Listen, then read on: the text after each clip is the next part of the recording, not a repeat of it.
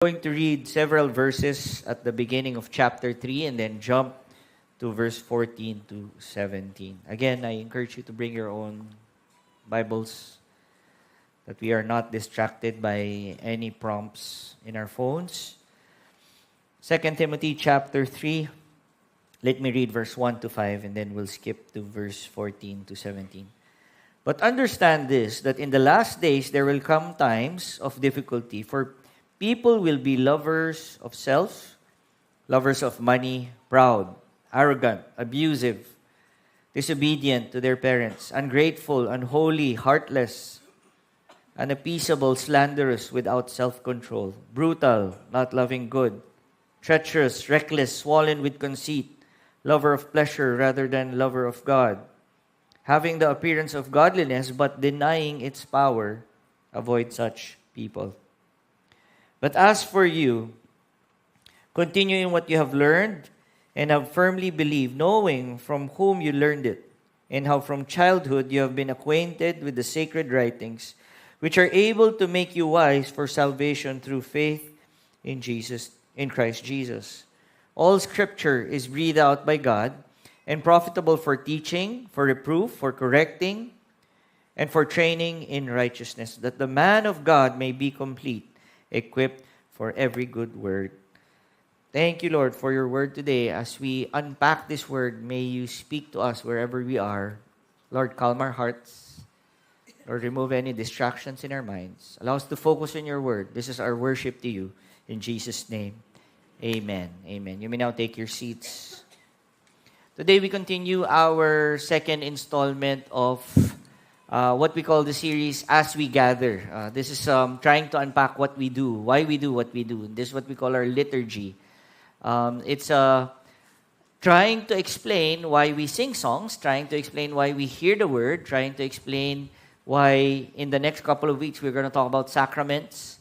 And also, I believe we're going to talk about supplication, just what we did a while ago as we prayed for the next generation.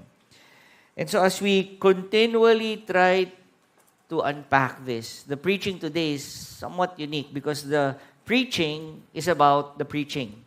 Why do we preach the word? Why do we come together and hear the word? Why is it important that we all come together? Why can't we just do this at home? Why can't we just do this alone? Why is it important that we come together to hear the word? Today we have chosen a passage found in 2 Timothy. This is Paul's second letter to him. It's so different from the first letter. The first letter talks about organizing the church. As you know, or maybe if you don't know yet, Paul writes his favorite, I would say, spiritual son. He's very close with him. He discipled him. He knows his parents. He grew. He saw him growing up. That's a life of Paul and his, I'd like to say, protege, the next in line, Timothy. And so, as they continually do ministry together, we know that Paul is now arrested.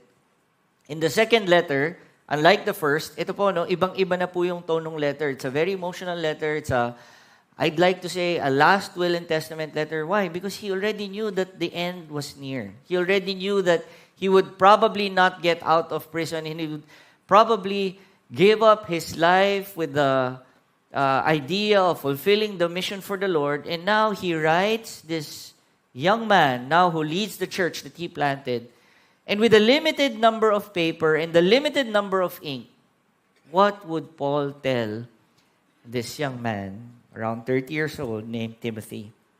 And so in his very emotional letter, in the third chapter, he starts by sharing this idea.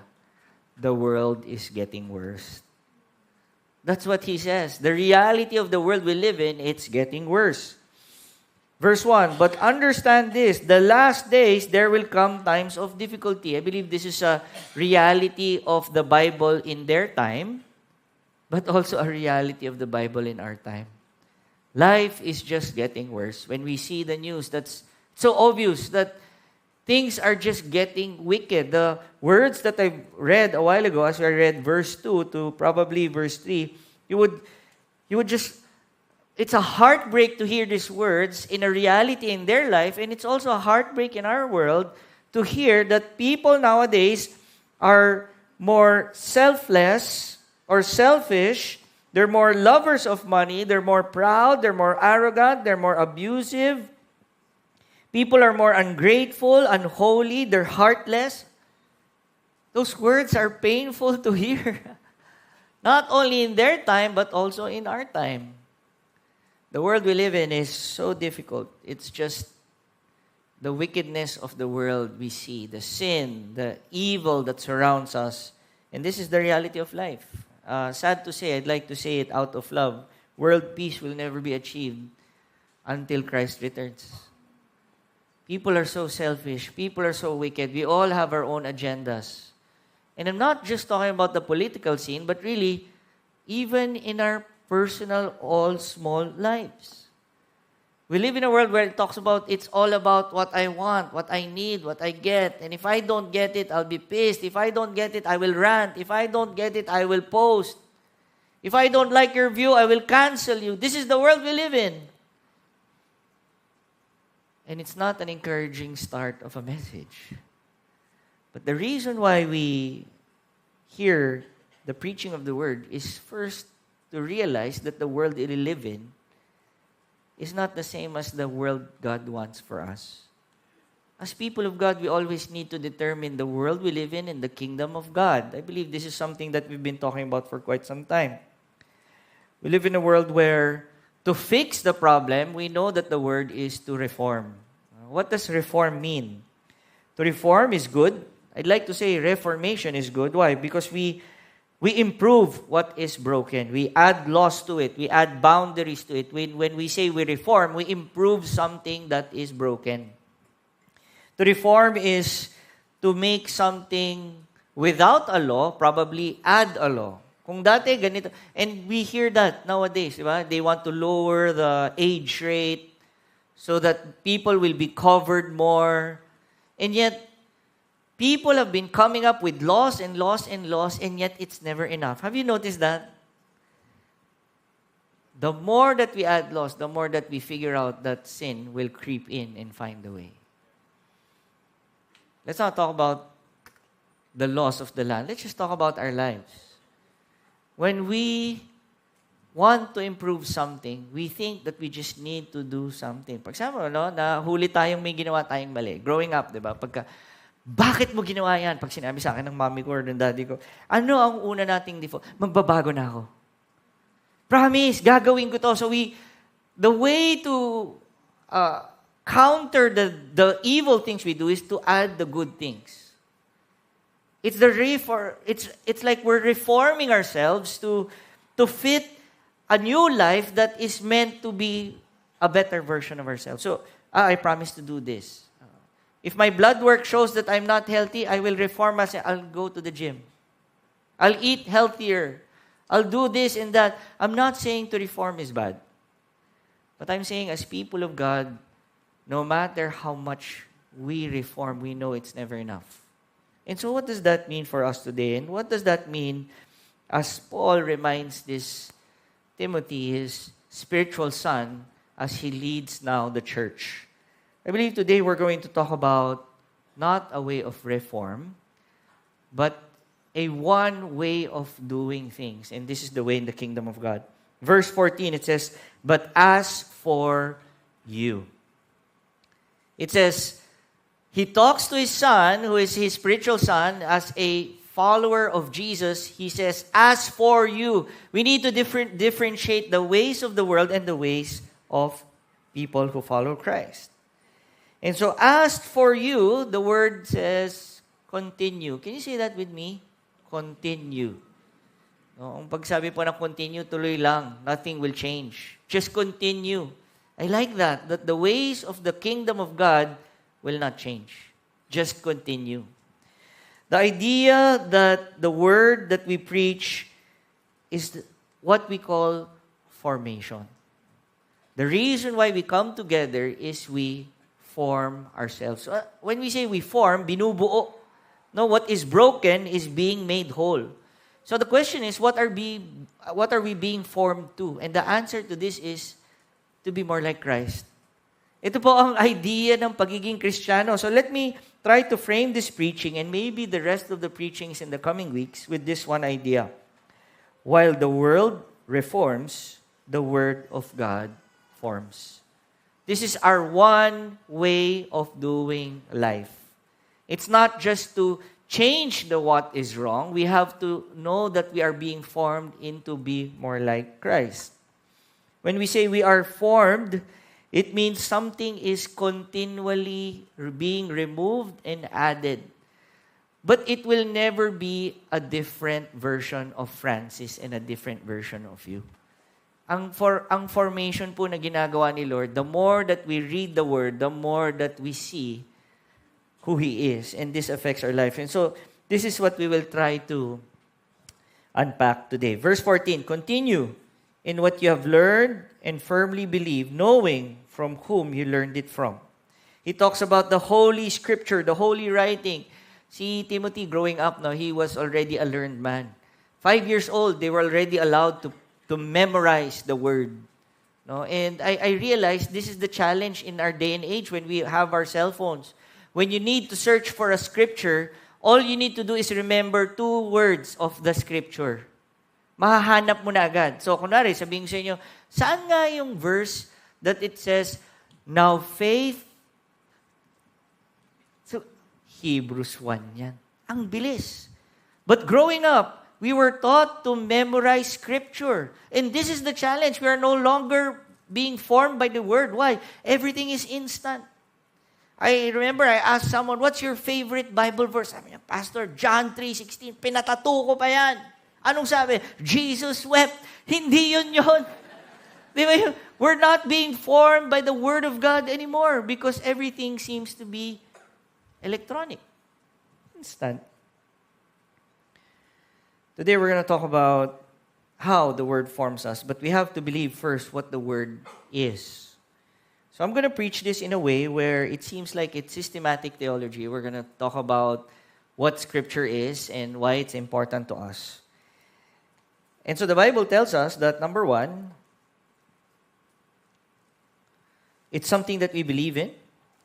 Verse 14, knowing from whom we learned it from, and from childhood you've been acquainted to it. I'd like to say that when Paul was teaching Timothy, he was saying, continue and you don't need any other book. So this is I'd like to say the first systematic theology handle or header, that the Word of God is sufficient. So for us, the Word of God is sufficient to form us into Christ-likeness. It means it's enough. God's Word is sufficient, meaning you don't need any other book. You can actually trust that everything you need is found here. When we say it is sufficient, it's sufficient to do life, meaning we are able to live the right kind of life based only on the Word of God, nothing else. You can find the way of life here. You will find how to be a blessing to others. You will find how to forgive others. You will find practical words that are found here. The Bible teaches us not to be lazy and to be hardworking. The Bible teaches us how to be honest when we do business, how to be above reproach. When we say it is enough for doctrine, it means it also teaches us what to believe. Why? Because the world we live in will tell us to believe in so many things. No, the Bible tells us this is something that we stand on, and that's not what we are believing in. Also, the Bible tells us of how we practice life as a church, and this is what we're doing now.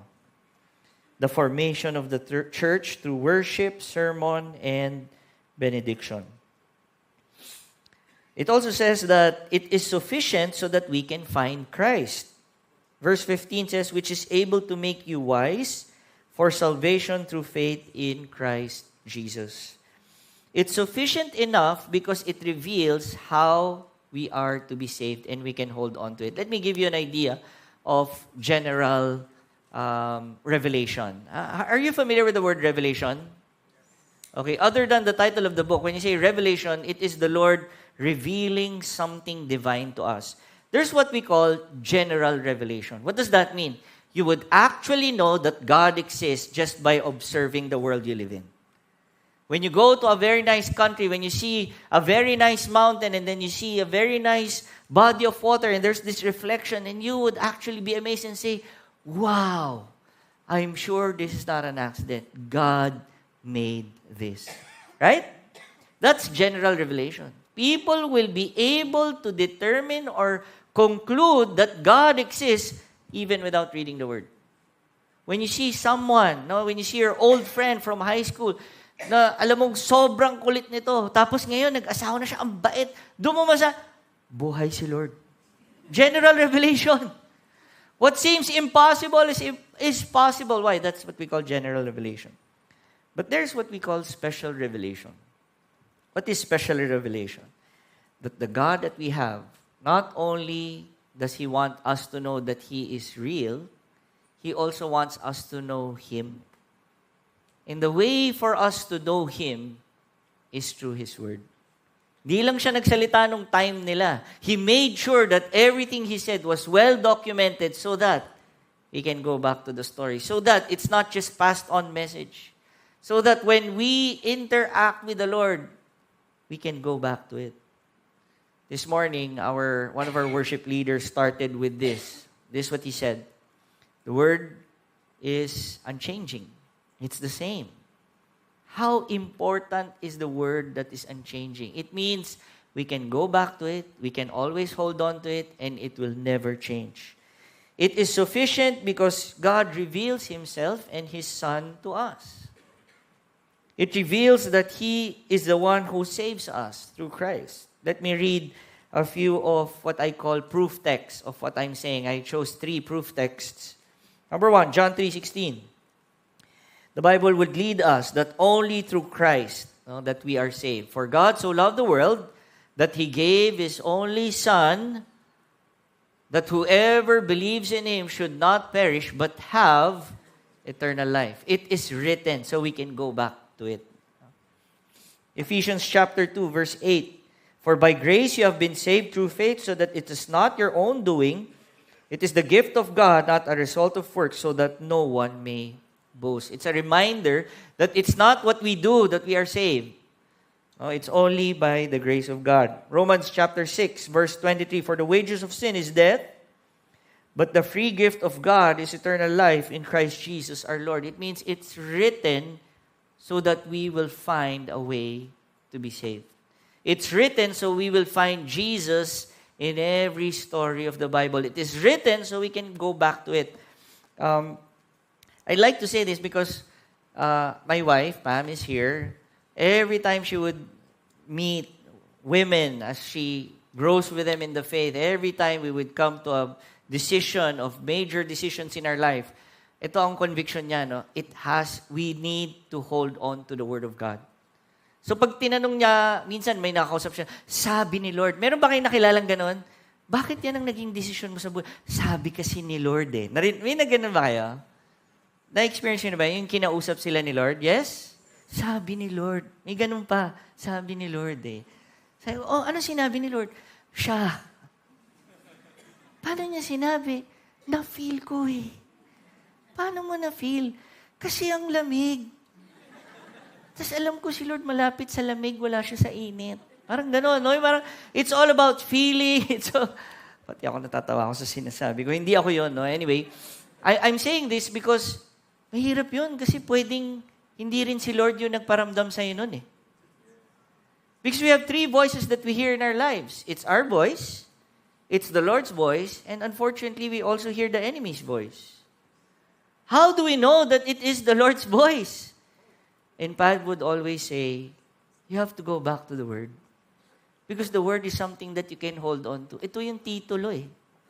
Ito yung proof that when you receive a word from God and you do life, and when it gets tough, you go back and say, sabi mo, Lord eh, I'll hold on to your Word. And that's why we will not hold on to a word if we have not read the Word.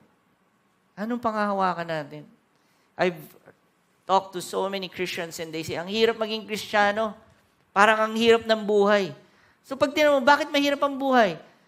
Ang ending ng conversation, hindi naman pala nila binabasa yung Word. Di ako galit, no? The Word leads us to Christ. And I believe that's sufficiency. It's enough. It's complete. It's not lacking. Everything that we need is found in the Word of God. Verse 16, let's move on. All Scripture is breathed out by God. Number one, I'd like to focus on that idea. It's by God. And so, Pastor, how do we reconcile this? We know that the Bible is 66 books. And so you have so many authors in this book. I thought it's by them. I thought you're talking about Paul writing to Timothy. But you have to understand, and if you try to imagine how good and how sovereign God is, you have 66 books in the Bible. You have multiple authors, comes from different timelines, comes from different continents of the world when they wrote it. One wrote it as a king, one wrote it as a simple person, one wrote it as a scribe. Some wrote his letters as a tax collector. Some was a murderer. Different walks of life coming together in different ages, in different times. And then when you compile the Word of God as one full word, how do you come up with explaining that there's no error to it? How do you reconcile that the first story is connected to all the stories up to the end? I believe that's what we call the divinity of the Word, because the Word is the very Word of God. That's why the question is, do you trust that this is the Word of God? That the Bible says it does not have error, that it's sufficient. Why? Because it is by God. A lot of people say that the Bible is already old, ancient. I'd rather trust a book that is old and ancient than one that is published recently. The book that we have has been there since the beginning. The Bible says, and the Word was with God. John chapter 1. And the Word was God. Not only that it is the very Word of God, every time we preach, we know that there's this breath of God. No, not my breath, but the breath out by God. Whenever we talk about the breath of God, we are reminded of the story of creation, where it all started as nothing, and when God speaks, what happens? In creation, there was nothing, and then God spoke. The first words that God said, let there be light. What's the next verse? Maliwanag ang buhay. No, nagkailaw. Every time God speaks, something happens. From nothing, He creates something. Paul reminds Timothy, every word can actually start from nothing, but when God speaks, life happens. The breath of God gives life. Every time we come across the Word, it gives us life. Let me talk about words. When you say words, it's how many of you believe words have power? Not only the Bible, but really words have power. When somebody speaks to you that is close to you and when it's hurtful, how many of you know it's power? When the closest people to you say something that hurts you, yun ang pinakamasakit. Right? Why? Because words have power. And this is the problem with words. When it's loosely spoken, after nung masaktan, di mo na makukuha yan. You cannot bring it back. Kahit anong sorry mo, nagmarka na yun eh. Sumugat na yun. Words have power. It marks. It actually defines a future. It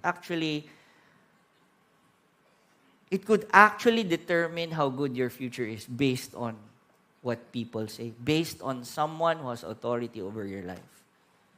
Praise God, I met Christ. Because the Lord removed, healed, and also propelled my life to a different direction. Hindi pala ako ganun. God has determined a good future for me. And God sees the potential.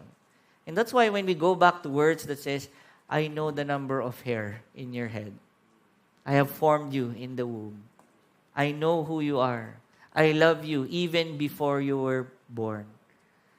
I'd like to say that words out there is hurtful.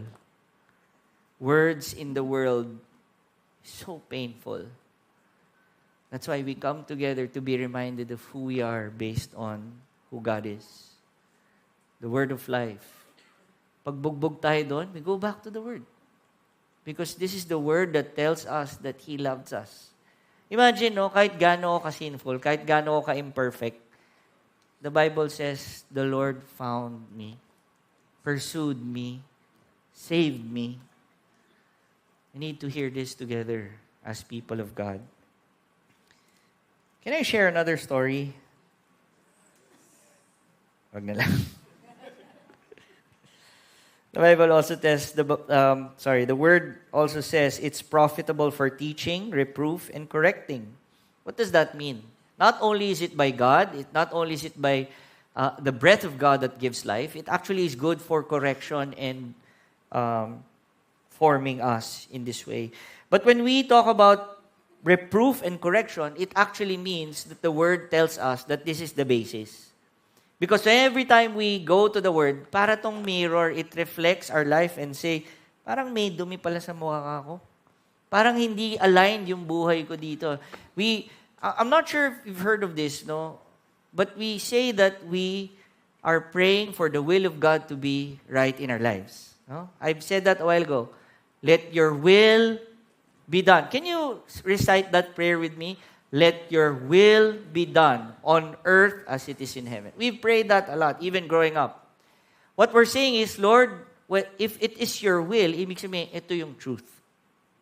Every time we pray, Lord, let your will be done. What we're saying is, Lord, what is your will? I'll try to look for it so that I will live by it. Let me give you a few proof texts on what it does to us. John chapter 17, verse 17. Sanctify them in truth. Your word is truth. The Word of God sanctifies us. It directs us. It aligns us. What else? Hebrews chapter 4, verse 12. The Word of God is alive and active. That's why when we read the Word, para tayong yung hurt is to lead us to repentance. No? Pag may nabasa tayo, ako yun. No, I remember reading the story of David.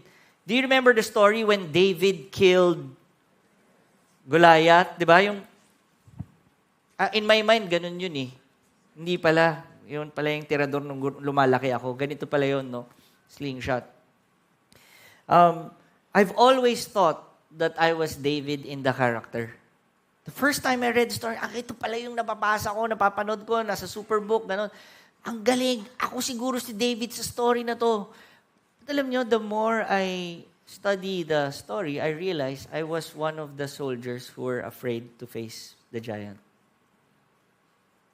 I'm not that superhero. I'm the coward one who cannot even stand up for the Lord.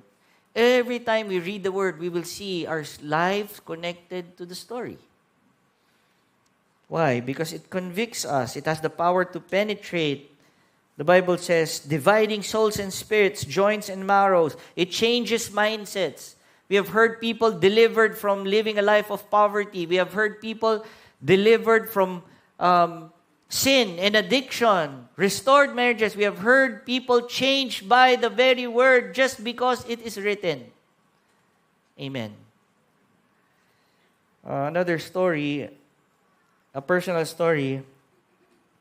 I used to smoke. How many of you have heard this story of me used to smoke? Yeah, so konti lang. So I'll share it anyway. I used to smoke. I stopped. It was last week. No. I used to smoke a lot. This was way, way back after college. Everything I did, I smoked. Unfortunately, it was legal in our house. My parents smoked. So we all smoked. I remember I had cough one day. Sabi niya, bakit yan? May uburo ka na nga eh. Bakit ka pa nagsisigarilyo? Sabi sa but when I became a believer, I learned that the Bible says that the body of the our bodies is the temple of the Holy Spirit. And I realized that the ways of the world teaches me, for as long as hindi naman naiusukan yung iba, wala ka naman nasasaktan. But I realized I'm hurting my body, which is the temple of God. Imagine, no? Parang, if I am to honor the Lord with my life, it actually includes my health. I could not stop smoking. I was addicted to it. And that's the time I prayed and said, Lord, if the miracles in the Bible is true, deliver me from my addiction of smoking.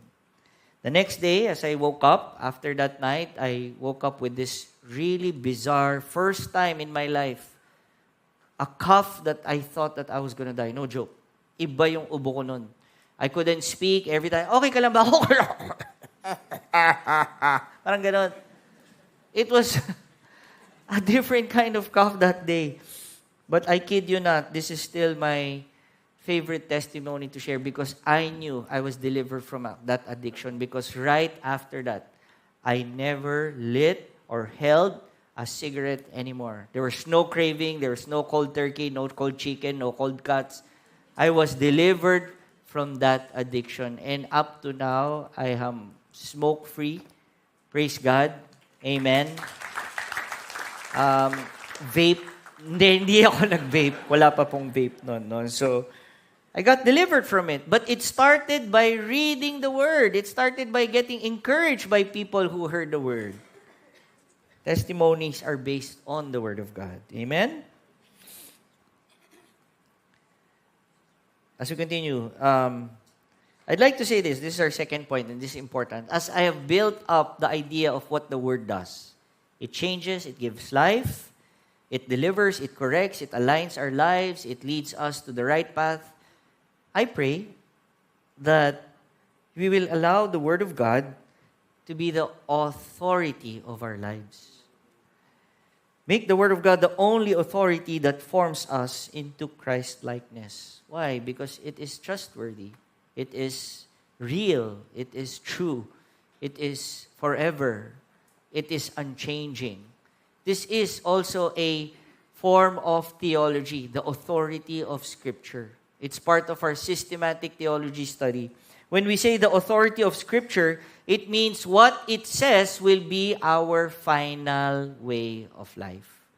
And this is the problem as people of God. Because we live in a world where, we read that a while ago, verse 1, in the last days, it will be difficult. It's difficult to discern if we're getting selfish, if we're being uncontrollable, if we're being dishonest.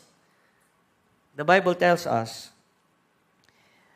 that as soon as we don't know what to do, we will find our way through the Word of God. This is our final authority. I pray that we will not consider other authorities anymore. Every time we come together, this is our conviction. As soon as you worship God, di nyo napansin, no? Konektado lahat. The worship songs reveal who God is. We are reminded that He is the Creator. We are reminded that He is loving, He is all good, He is all gracious, right? And then we hear the word that tells us to believe the one you worship, that He is the final authority of our lives. Wayne Grudem said this about the authority of Scripture. To disbelieve or disobey any word of Scripture is to disbelieve or disobey God. Once we stop obeying the Word of God, what we're saying is, Lord, di kita kailangan. That's how heavy the Word is to us. John Frame, one of the theologians, says, Scripture contains all the divine words needed for any aspect of human life. I pray that the authority of your life is not the friends that you have. I pray that the authority of your life is not the work you have. It's not the business that you have. It's not the bank account that you have. It's not the ways of the world. It's only the Word of God.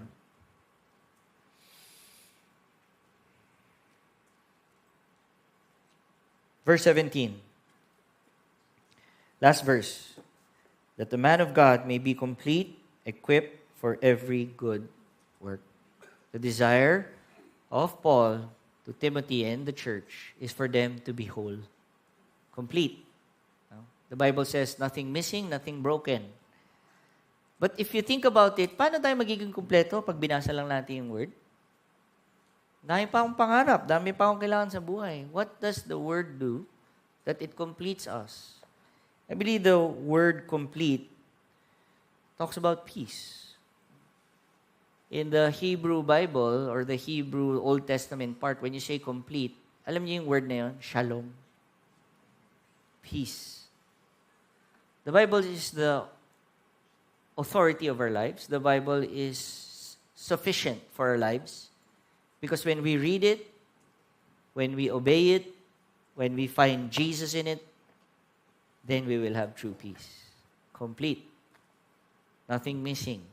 Nothing broken.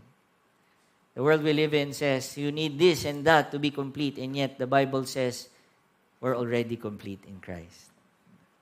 This is what the Word does to us. Let me read my very favorite quote from the classes that I took in systematic theology. It's a quote by Kevin Van Hoosner. He's also one of our textbook materials for systematic theology class. This is what he says. The Bible is like every other book because it has human authors. It is unlike every other book because it has God for its ultimate author. It has Jesus Christ as its ultimate content. It has the Holy Spirit for its ultimate interpreter. And it has the church for its ultimate interpretive community. This is what makes the Bible so beautiful. It leads to life. It's complete. It connects our lives. Now, when we read it, we become the church who Christ wants us to be. We discover what Christ has done. We discover that the Holy Spirit helps us as we read the very Word. And so let me end with this one main idea. As we gather, may the Word of God form us into Christ-likeness for the world. The Christ-likeness that we need is not only to live our lives complete, but to be a blessing to others. The idea of coming together, every time we come together, we align ourselves. Lord, ito pala ang way of life. This is important for us. What do we do after? We send you out so that you can be Christ-like to this world who needs Christ. That's the formation that the Lord does. This is so important for us. And so the question that I'd like to ask everyone today is this. By the way, we're going to partake of communion, so please don't leave yet. Why do we now need to do this together? Why don't I just do it on my own? Why do we have to have a worship service scheduled? Why do we have to sit down, be on time, worship, hear the word, and be blessed out? I've been trying to figure that out. What is it about being formed together that matters? And let me tell you this. How many of you have watched a movie lately? From in the cinema, not in a streaming app? Or how many of you have watched a movie lately? All right. Konti na lang nanonood ng sine ngayon, no? What's the movie that you watched? Toy Story 5? Yeah? I wanted to watch He-Man because I grew up in that era of He-Man. I still have the sword at home. But I realized growing up, my toys were demonic. Sabi doon, no? Ano nga yung sabi niya? I have the power na idolatrous. Anyway, Home Along the Riles is a movie that's upcoming. So let's watch that. Ba't ako nagpa-plug ng movie? Anyway, ito lang naman yung tinanong ko. Kaya ako lang ba kayo tinanong? No, I remember growing up when free TV was still our day of entertainment when we go home and watch the TV. Do you remember people are being interviewed after they go out the movie house? Nalala niyo yung time, how was the movie? Ang ganda, ang galing ni Sharon. Yung gano'n. Lumalabas sila, yung ang saya nila. Ang galing, box office, gano'n. Cardo, ang galing ni Cardo. When we watch a movie together, we can actually share the highlights of the movie. Oh, what did you like about it? Ganda. We come together. We don't like people in the movie houses who actually share so ay, alam mo, mamamatay yan. Ayaw natin yan. Or ayaw din natin yung maraming tanong. Yung, ay, sino siya? Nanonood kang Marvel. Si Superman ba yan? Wala si Superman dito, hindi magpapakita. Sorry, I had 3 coffees already this morning. You know, when we talk about movies, it's nice, we get emotional, we share stories about it, we laugh together. But movies are fictional. Movies, maybe it's based on a real story, but it's just that. You know, when we come together, there's so much more that we share. It's not just the highlights. It's not just and it doesn't end after the movie. It actually continues out there. Church is meant to do life together. And so the Word forms us together. No, I pray that we will come to a point where church is being, I see a community just talking about how the word changed you. Because you know people here, you get to share that. No? Alam mo, yung word last week, ako ang baka wag nyo na lang i-upload to online. Tanggalin nyo na lang to. Or everything. No online this week. No. My biggest frustration as a pastor is people would go up to me and say, Pastor, preaching. Oh, ano natutunan? Yung joke. Ay ko, hindi yun ang object ng preaching. No? Sorry. Pero the word is meant to give life. Not to entertain us, but really to move us to have more faith in the Lord. The formation happens when we are connected together and when not only do we talk about each, are you willing to actually pray for the word that has been preached to the person beside you? Lord, I pray that He will use this word as the final authority of your life. That's church. It's applying the word together. And so as we gather, this is important for us. We not only hear the word, we are changed by the word, but we live the word with each other to be Christ-like with each other. And so I pray that you consider this as your home church. And if you do, I pray that you get connected with others so that you will grow in faith and grow in Christ-likeness together. So, we're going to do that exercise right now. So, can I ask everyone to stand?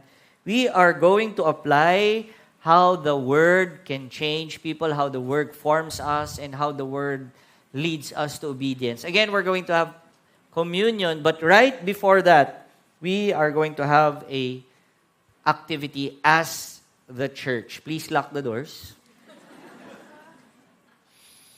This is what we'll do. This is what we call the 3-2-1. 3 minutes, 2 people answer 1 question. And this is the question. The question is, what did you learn about the gathering together to hear the preaching of the Word of God? What did you learn about this gathering together to hear the preaching of the Word of God? How important the Word of God is. I'd like you to share that to 2 people in 3 minutes. And so we are doing this as a church. This is the way the Lord forms us. Hindi po to just for us. No, we are to share how the Word forms us. Okay, let's do that. Please approach someone you don't know. Let's do that activity. Timer, please. 3 minutes. Now, if you're done, move on to the next person. Share how the Word has formed you.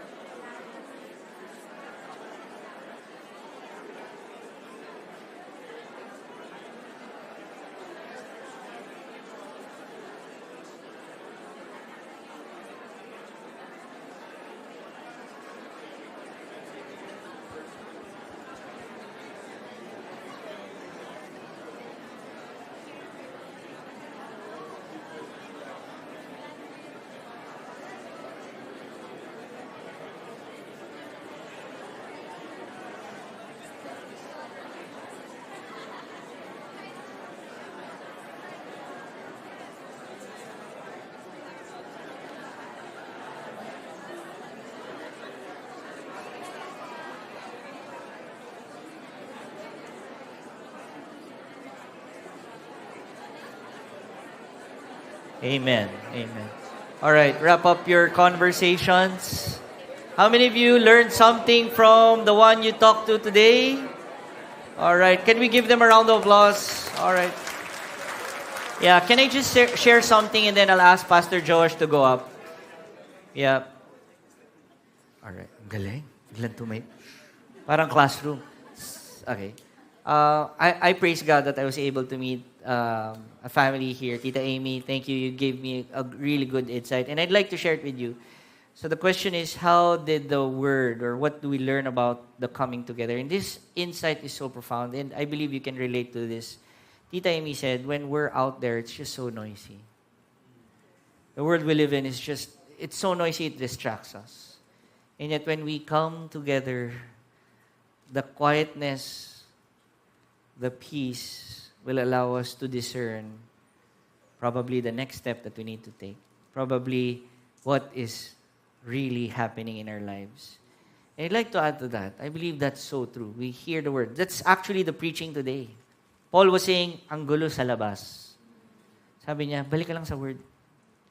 I believe not only does it give us peace right now, but it actually promises a peaceful future for us. Amen? Lord, thank you for your goodness as you have preached the word and remind us of the importance of this living word. Thank you, Lord, that this living word did not only end up as a book, but this living word was incarnated through His Son, Jesus Christ. Thank you, Lord, that you are the object of the book. You are the main character of the book, that we will find you, that we will get to know you more, not only in a time of coming together here, but also in our daily lives. Thank you, Lord, that we live in a nation where we preach the word freely. We pray that we don't take that lightly. We pray that we don't,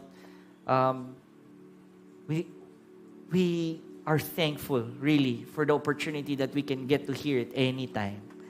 Lord, we worship you, we praise you today in Jesus' name.